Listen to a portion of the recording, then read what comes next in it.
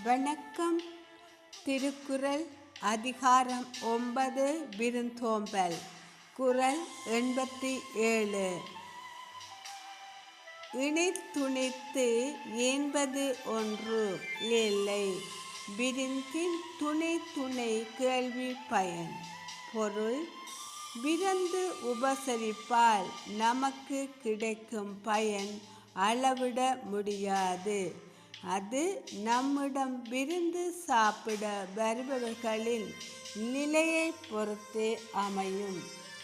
குறள்: இணைத்துணைத்து என்பதொன்றும் இல்லை, விருந்தின் துணை துணை கேள்வி பயன். பொருள்: விருந்து உபசரிப்பால் நமக்கு கிடைக்கும் பயனை அளவிட முடியாது.